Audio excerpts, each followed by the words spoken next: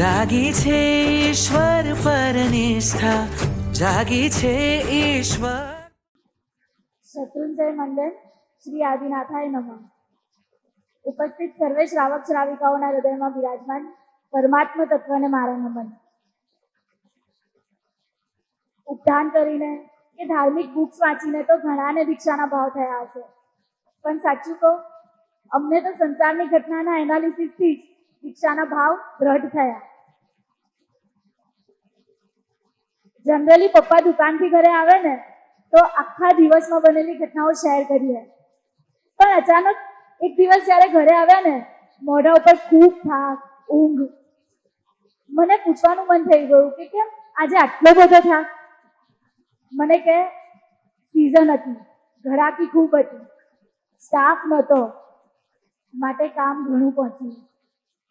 મારાથી સહજ પૂછાઈ ગયું કે ઘરાકને ના પાડી દેવી હતી ને, એટલીસ્ટ થાક તો ના લાગે? તો પપ્પા મને કે પૈસા કમાવા મળતા હોય તો લાગતું કષ્ટ પણ દુઃખદાયક ના લાગે. ત્યારે મને થયું, કમાણી થાય તો કષ્ટદાયક ના લાગે. તો સંયમ જીવનમાં તો આત્માના અઢળક ગુણોની કમાણી છે. એની સામે તમારી દ્રષ્ટિએ લાગતા કષ્ટ, જે હકીકતમાં કષ્ટ નથી, વિહાર, લોચ, ગોચરી વગેરે કષ્ટદાયક કેવી રીતે હોઈ શકે? માટે જ મેં દીક્ષા લેવાનું નક્કી કર્યું. અમારું ઘર એટલે કે ફર્સ્ટ ફ્લોર પર સાધુ સાધ્વીજી ભગવંતોનો ખૂબ લાભ મળે, એટલે સાથે રહેલા મુમુક્ષુઓની પણ અવર જવર રહે. એકવાર એક દીક્ષાર્થીની સાધર્મિક ભક્તિનો લાભ મળ્યો. મારી સહજ નજર પડી એક વીકથી પહેરેલા ખૂબ જૂના અને મેલા કપડાં. કદાચ એને ધોવામાં આવે ને તો સમય પણ ખૂબ વપરાય, પાણી અને સાબુ પણ ઓછા પડે. તો મને થયું કે જો એક વીકના કપડાનો આટલો મેલ હોય તો અનંત કાળથી રખડતા એવા આપણા આત્મા પર કર્મરૂપી મેલ કેટલો? તેને સાફ કરવા માટે કેટલા તપ, કેટલી સાધના જરૂરી. આઈ નો સંસારમાં તો એ શક્ય જ નથી, એટલે મેં દીક્ષા લેવાનું નક્કી કર્યું. જનરલી આપણા ઘરમાં નાના ભાઈ બહેન ખૂબ તોફાની હોય. મારા ઘરમાં પણ સેમ આવું. જે સ્કૂલમાં એકદમ તોફાન મસ્તી કરે, એક વ્યક્તિ કોલેજમાં સિન્સિયરલી ભણે. ત્યારે મને પૂછવાનું મન થઈ ગયું, કેમ આવું? તો મને કે અત્યારે સિન્સિયરલી ભણીશ ને તો ફ્યુચરમાં બેસ્ટ ઓપોર્ચ્યુનિટીઝ મળશે, જોબ મળશે. ત્યારે મને થયું, જો ટૂંકા ગાળાની મજા છોડો તો જ લાંબા ગાળાની પરમેનન્ટ હેપીનેસ મળે. તો આત્માના પરમ સુખની અનંતકાલીન દશા મેળવવા માટે સંસારના ક્ષણિક, પૌદ્ગલિક, નાશવંત એવા સુખોને છોડવા જ પડે ને, માટે જ મેં દીક્ષા લેવાનું નક્કી કર્યું. અમે વર્ષો સુધી સિદ્ધશિલા ફ્લેટમાં રહ્યા, ઓલમોસ્ટ 20 years. પછી પપ્પાએ નવું ઘર લીધું. જેમ જેમ નવાની એક એક ઈંટો ચણાતી હતી ને, તેમ જૂના પ્રત્યે રાગ ઘટતો હતો. એન્ડ ફાઇનલી અમે નવા ઘરમાં શિફ્ટ થયા.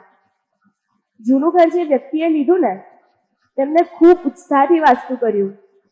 કદાચ 20 વર્ષ પહેલા પપ્પાએ પણ એટલા જ ઉત્સાહથી વાસ્તુ કર્યું હશે. જે ફ્લેટ પપ્પાએ છોડ્યો તે તેમને ગમ્યો. ફ્લેટ એ જ છે, પણ સુખની ચાહ, સુખની લાગણી એ મનની કલ્પના પર આધારિત છે. જો એક ફ્લેટ એક વ્યક્તિને ગમે અને બીજા વ્યક્તિ છોડે તો સૃષ્ટિની તમામ વસ્તુઓ માત્ર મનની કલ્પના પર જ આધારિત છે.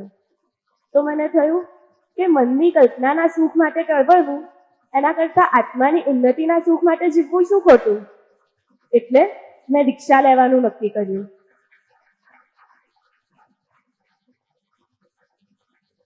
એક વ્યક્તિ વ્હીલચેરના સહારે જ જીવે, વ્હીલચેર વગર એને ચાલે જ નહીં. બહુ ગર્વની વાત હશે નહીં એના માટે? એનો બેસ્ટ ટ્રાય એ જ રહેશે કે ક્યારે વ્હીલચેર છૂટે. એના માટે બેસ્ટ ડૉક્ટર પણ કન્સલ્ટ કરશે. કારણ કે ગુલામી કોઈને ગમતી નથી. અનંતકાળથી મારો આત્મા પણ આ જ સુખ, સામગ્રી, સાધન, સંપત્તિમાં રખડી રહ્યો હતો. અને આ ભાવમાં ફાઇનલી આર્યદેશ, જૈન કુળ અને મોસ્ટ ઇમ્પોર્ટન્ટલી સદગુરુનો યોગ મળ્યો. તો બેસ્ટ પુરુષાર્થ શું હોવો જોઈએ? હંમેશા અમારો પુરુષાર્થ તો એ જ રહ્યો છે કે ક્યારે અમે સંસારના સુખોને છોડીને સંયમના માર્ગે જઈએ. જો એક ડૉક્ટરની કન્સલ્ટન્સી અપંગતાને દૂર કરી શકે તો એક ભાવમાં થયેલા સદગુરુનો યોગ ભવોભવથી ચાલી આવતી પરાધીનતાનો અંત ના લાવી શકે? સદગુરુની નિશ્રાથી જ પરાધીનતાનો અંત આવી શકે. એન્ડ આઈ નો એ સંસારમાં તો શક્ય જ નથી. માટે જ મેં દીક્ષા લેવાનું નક્કી કર્યું. મુહૂર્ત પ્રદાન થયું ને પછી સ્વજનો, મિત્રો બધાનો પ્રેમ ખૂબ વધ્યો. મિત્રો પાસેથી, સ્વજનો પાસેથી એક જ ડિમાન્ડ આવે કે પાક્કું જવું જ છે, વી વિલ મિસ યુ. આજે મારે એ બધાને કહેવું છે, જો 5, 10 કે 15 જીવોનું વિચારીને આ પુષ્ટિ સંસારમાં રોકાશે તો 14 રાજલોકના એ જીવોનું શું થશે?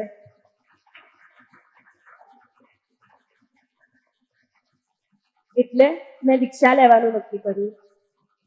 પ્રસંગો તો ઘણા છે, પણ એની એક સિરિયલ ચલાવવા કરતા શોર્ટમાં કહું ને તો અમે જે સુખો છોડીએ છીએ ને તે કઈક ભવોમાં સુલભ છે, અને જે ચારિત્ર મેળવવા જઈ રહ્યા છીએ ને તે દેવોને પણ દુર્લભ છે.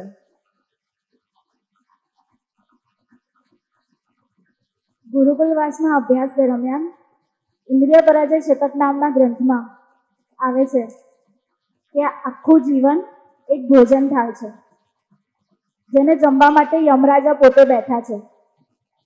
એમાં રહેલી એક વાનગી એટલે આપણે.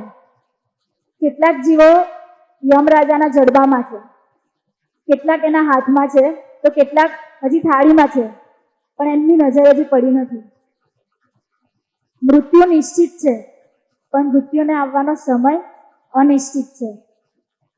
જ્યારે યુધિષ્ઠિરને પૂછવામાં આવ્યું કે જગતની સૌથી આશ્ચર્ય પમાડી દે એવી ઘટના કઈ, ત્યારે જવાબ મળ્યો કે દુનિયામાં બધા જ લોકો જાણે છે કે એક દિવસ મરવાનું જ છે, છતાં પણ ક્યારેય ન મરવાનું હોય, બધા એવી રીતે જ જીવી રહ્યા છે. એ આ જગતની સૌથી મોટી આશ્ચર્ય પમાડી દે એવી ઘટના છે.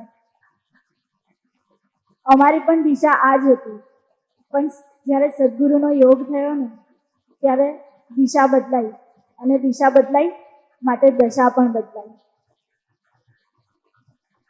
મને આજે પણ યાદ છે, પપ્પા સમર વેકેશન પડે ને એટલે અમારી 2 ટિકિટ થાય. પહેલી ગુરુકુલવાસની, ગુરુદેવ જ્યાં હોય ત્યાં, અને પછી ફરવા જવાની.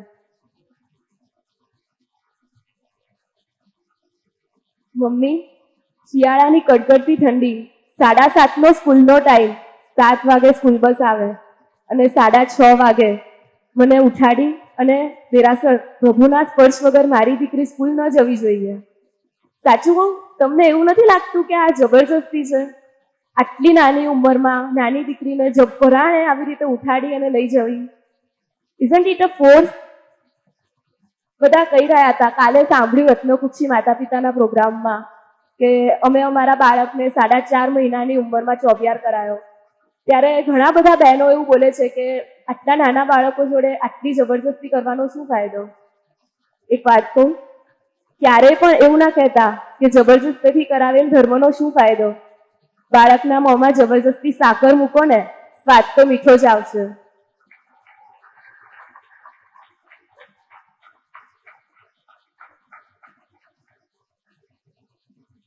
પપ્પા, જે મન વર્ષોથી અમને શ્રમણ વેશમાં જોવા માટે થનગની રહ્યું હતું, બસ હવે તો ગણતરીની ક્ષણોમાં પૂરું થવા જઈ રહ્યું છે. જે હૈયું અમને આર્યા ચંદનાના વેશમાં જોવા માટે થનગની રહ્યું હતું, બસ હવે ગણતરીના કલાકો, સ્વપ્ન પૂરું થવા જઈ રહ્યું છે. જે આંખો અમને આર્યા ચંદનાના વેશમાં જોવા માટે તરસતી હતી. એ તરસ બસ હવે છીપાઈ જવાની છે. મારી દીકરી દીક્ષા લે એવું મને સ્વપ્નું આવ્યું. આજથી બરાબર 20 વર્ષ પહેલા આ જ સ્વપ્નું આવ્યું હતું ને.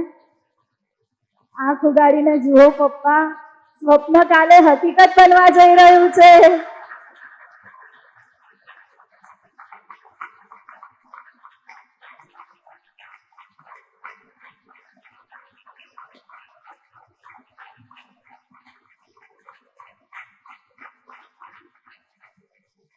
સેકન્ડ મે 2024 કેલેન્ડરમાં અને મોબાઈલમાં તારીખો બદલાઈ ગઈ છે. બસ ટૂંક સમયમાં, થોડીક જ ક્ષણોમાં આ જ સ્ટેજ ઉપર નાળ મંડાશે અને ગુરુદેવ અમારી આંખોમાં વિરાગતાનું અંજન કરશે અને મમ્મી પપ્પાના વર્ષોથી સેવેલા શમણા સાકાર થશે. રાગની રંગીન દુનિયામાં આજે અમારી અંતિમ રાત્રિ. કાલની પરોઢે ગુરુ મહારાજ અમારો હાથ જામીને અમને વૈરાગ્યની દુનિયામાં લઈ જશે.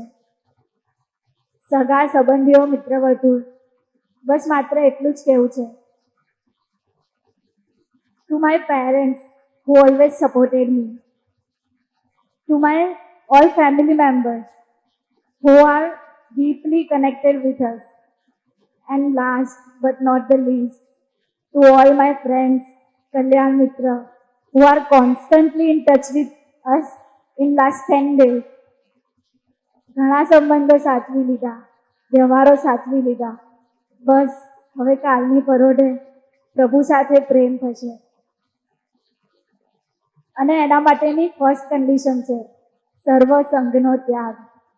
જે આજથી જ સર્વ સંઘનો ત્યાગ અમારા જીવનમાં આપશે. આંખના પલકારા ચાલુ છે, હૃદયનો ધબકાર ચાલુ છે, હાથ ઝૂમી રહ્યા છે, પગ નાચી રહ્યા છે. But what if heart suddenly fail? બધું ચાલુ રહેશે ને? આપોઆપ અટકી જશે. ઘરમાં ટીવી, લાઇટ, એસી, ફેન બધું જ ચાલુ છે. But what if Torrent power cut? Switch બંધ કરવી પડશે કે એની જાતે જ બંધ થઈ જશે?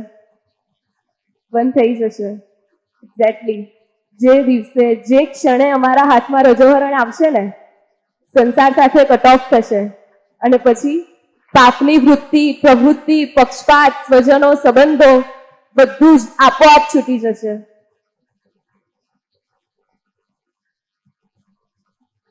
ઘણા બધા એવું કીધું કે સંયમ બહુ કષ્ટમય છે, પણ અમે તો દ્રઢપણે માનીએ છીએ કે સંયમ જ અત્યંત આનંદનો માર્ગ છે. જેમ તલના દરેક કણમાં તેલ રહેલું છે, ફળના દરેક જગ્યાએ એનો રસ રહેલો છે, એવી જ રીતે સંયમની પ્રત્યેક પળમાં, પ્રત્યેક ક્ષણમાં નર્યો આનંદ રહેલો છે. બસ આજે આપ સૌ એવા જ આશીર્વાદ આપજો કે સંયમમાં રહેલા આનંદને અમે માણી શકીએ, અનુભવી શકીએ.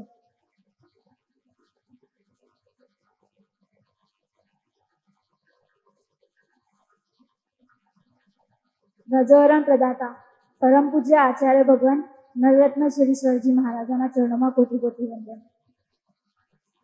અમારા જીવનમાં ભૂમિયાનું કામ કરનાર એટલે કે મારા ગુરુમાં પરમ પૂજ્ય સાધ્વીજી શ્રી યશોવર્ધના શ્રીજી મહાસાહેબના ચરણોમાં કોટી કોટી વંદન. 20 વર્ષ પહેલા જેઓએ આ જ જગ્યાએ સર્વવીરતીના પછાણ લીધા અને એ દિવસથી અમારા ઘરમાં ચારિત્રના દ્વાર ખુલ્યા, એવા પરમ પૂજ્ય મુનિરાજ શ્રી અક્ષયરત્ન વિજયજી મહાશય અને પરમ પૂજ્ય સાધ્વીજી કલ્પવર્ધના શ્રીજી મહાસાહેબના ચરણોમાં કોટી કોટી વંદન. પુષ્ટિ અને વૃષ્ટિ તરીકેની ઓળખ, અમારું અસ્તિત્વ આજની રાત્રે મિટાઈ જશે. કાલની પરોઢે સંયમનો નવો સૂર્યોદય થશે. બસ આપ સૌ એવા જ આશીર્વાદ આપો જે છોડીને જઈ રહ્યા છે એ ક્યારેય યાદ ના આવે. આપ સૌના આશીર્વાદનું મજબૂત ભાથું અમને કદાચ ક્યારેક સ્વાધ્યાયમાં રસ નહીં લાગે ને ત્યારે યાદ આવશે આ રાત્રિ, યાદ આવશે આ તાળીનો અવાજ, જે અમને સ્વાધ્યાયમાં મજબૂત બળ પૂરું પાડશે.